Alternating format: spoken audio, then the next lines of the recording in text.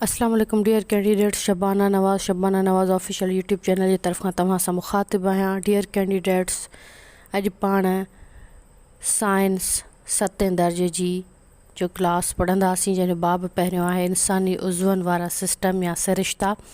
पर क्लास तरफ़ वञण खां पहिरीं हिकु ॻाल्हि मां तव्हांखे ॿुधाए छॾियां त मां बार बार इहा ॻाल्हि ॿुधाई आहे तव्हांखे त जेके स्टूडेंट्स मुंहिंजा असांजा जेके शबाना नवाज़ ऑफिशियल्स ते इंग्लिश जा क्लास ॾिसनि था त चवंदा मैडम सिंधी में हलायो, सिंधी जा क्लासिस ॾिसनि था त उहे था चवंदा मैडम इंग्लिश में हलायो, साइंस त इंग्लिश में ईंदी, पोइ सिंधी में छो आहिनि। बेटा मां तव्हांखे ॿुधाईंदी हलां, जेके असांजा शुरू खां सब्सक्राइबर आहिनि उन्हनि उहे बख़ूबी इन ॻाल्हि खां वाक़िफ़ु हूंदा त जॾहिं असां साइंस शुरू कई, असां इंग्लिश ऐं सिंधी ॿई गॾु गॾु क्लास हलाईंदा हुआसीं। उन खां पोइ मां सिंधी खे विच ते थोरो 5th क्लास खां पोइ छॾे ॾिनो ऐं ॿियनि क्लासिस जे तरफ़ ऐं ॿियनि सब्जेक्ट्स खे कवर करण में बिज़ी थी वई हुयमि। जॾहिं त जेका साइंस आहे उहा मैडम यास्मीन रिज़वान, मैडम सिंधियूं इम्तियाज़ ऐं सर हालार यासीन 8वीं क्लास ताईं इंग्लिश में कंप्लीट कराए चुका आहिनि ऐं मां सिंधी में साइंस 6 दर्जे ताईं कंप्लीट कराई आहे ऐं अॼु 7 दर्जे जो पाण पहिरियों बाब पढ़ंदासीं। त जिन खे इंग्लिश में पढ़णी आहे उहे शबाना नवाज़ ऑफिशियल लिखनि, उन खां पोइ प्लेलिस्ट में वञे। प्लेलिस्ट में सभिनी सब्जेक्ट्स जा फोल्डर्स आहिनि, उन मां इंग्लिश वारो जेको जनरल साइंस या कोई बि तव्हां सब्जेक्ट पढ़णु चाहियो था, इस्लामियात हुजे, मैथमेटिक्स हुजे, सिंधी हुजे, समाजी अभ्यास हुजे, उनखे तव्हांखे क्लिक कंदा त क्लास वाइज़ तव्हांखे सभई लिस्ट्स मिली वेंदियूं। ठीकु आहे, लिंक्स मिली वेंदियूं। इहो हुयो जेके काफ़ी सारा बार बार सुवाल फेस करणा पिया पर उन्हनि जो जवाबु हाणे बग़ैर वक़्तु ज़ाया कए अचूं था क्लास जे तरफ़। जल्दी पाण स्टार्ट कंदासीं। बाब पहिरियों आहे त इंसानी उज़वनि वारा सिस्टम या सिरिश्ता। सवाल पहिरियों आहे त हाज़मो डाइजेशन छा आहे? अहिड़ो अमल जंहिं में खाधो बारीक ऐं जज़ब थींदड़ ज़रड़नि में विरछिजी जिस्म जे सेलनि में दाख़िल थी वञे, तंहिंखे हाज़मो चइबो आहे।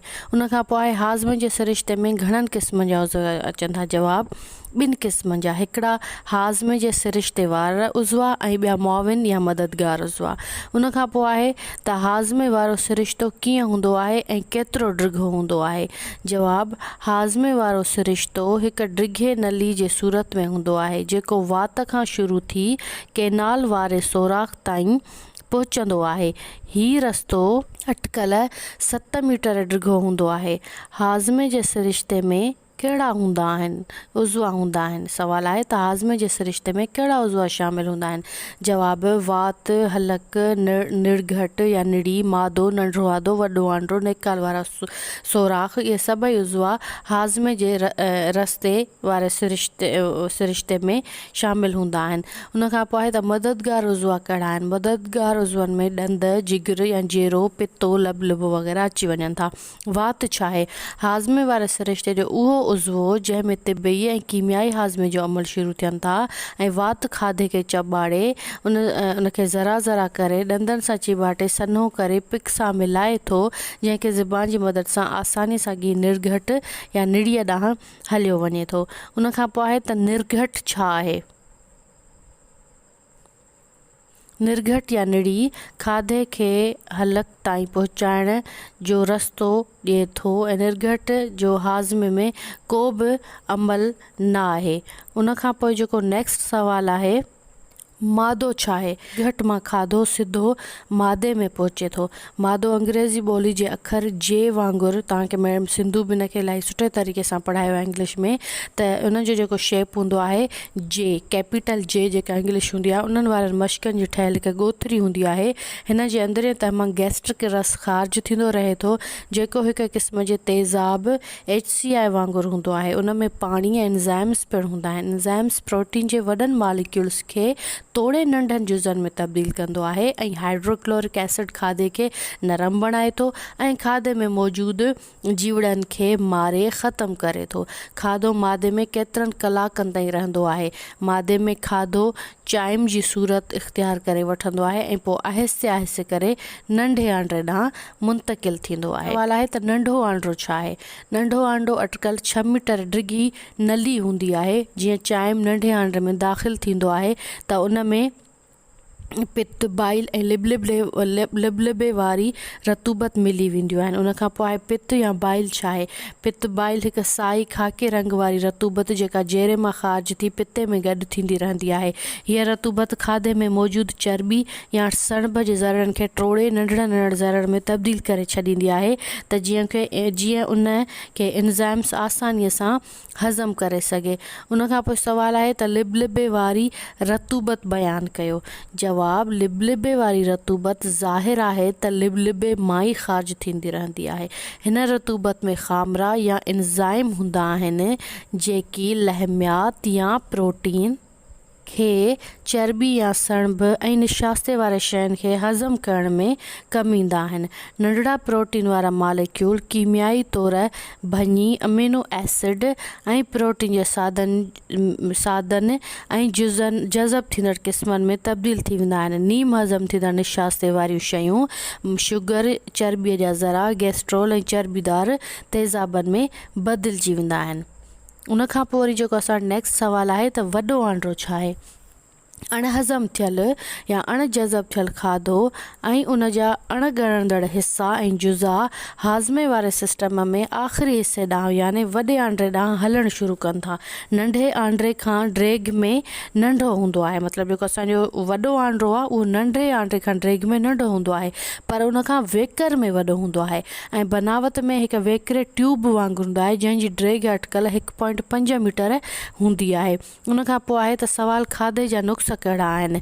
आलूदा या मिलावटी खाधो खाइण सां हाज़मे वारो सिस्टम पंहिंजो कमु सही न करे सघंदो आहे, जंहिंजे करे असांखे स्टमक प्रॉब्लम बि थींदो आहे, जंहिंजे करे दस्त थियणु, खाधे जो ज़हरीलो थियणु, उल्टियूं करणु, अल्सर, कब्ज़ी, बदन जो सूरु ऐं बेजा वाद याने थोल वग़ैरह जो थी पण बि खाधे जा नुस्ख़ा हूंदा आहिनि। उन खां पोइ नेक्स्ट सुवालु आहे त साह खणण वारो अमल छा आहे। साह खणणु हिकु क़िस्म जो हयातियाती ऐं कीमियाई अमल आहे जंहिंमें निशास्ते वारियूं शयूं जहिड़ो कि ग्लूकोस वग़ैरह कीमियाई तौर भॼी तवनि ऐं ख़ारिज कंदा आहिनि। साह खणण में घणा अमल हूंदा आहिनि। साह खणण जा 2 अमल आहिनि। हिकिड़ो हवा खे बदन में दाख़िल करणु ऐं ख़ारिज करण जो अमल ऐं ॿियो गैस जे मटा सटा वारो अमल। हवा खे बदन में, उन खां पोइ सुवालु आहे त हवा खे बदन में दाख़िल ऐं ख़ारिज करण वारो अमल बयानु कयो। जवाब साह खणणु हिकु तिबी अमल आहे। ठीकु आहे। Breathing is a natural process जंहिंमें ऑक्सीजन बदन में दाख़िल थींदी आहे ऐं कार्बन डाइऑक्साइड बदन मां ख़ारिज थींदी आहे। इहो आहे साह खणण जो अमल। ठीकु आहे। ऐं पोइ जेको ॿियो जिस्म आहे त गैसनि जो मटा सटा वारो अमल, जेको असांजो साह खणण जो ॿियो अमल आहे त गैसनि जे मटा सटा वारो अमल छा आहे। फिफड़नि ऐं रत जे वार नलियुनि जे विच में गैसनि जी अचवञ खे गैसनि जी मटा सटा चइबो आहे। उन खां पोइ जेको पाण वटि नेक्स्ट क्वेश्चन आहे उहो आहे त ज़ुकाम छा आहे। ज़ुकाम साह खणण वारे अमल जी हिकु बीमारी आहे जंहिंमें नक ऐं निड़ी अची वञनि था। हिन जे आम निशानियूं खंघि, निड़ीअ में ख़ारिश ऐं सोज, साह मुंझणु, छिकूं अचणु, अखियुनि मां पाणी वहणु, हल्को हल्को बुख़ार, हल्की थकावट ऐं मथे जो सूरु वग़ैरह।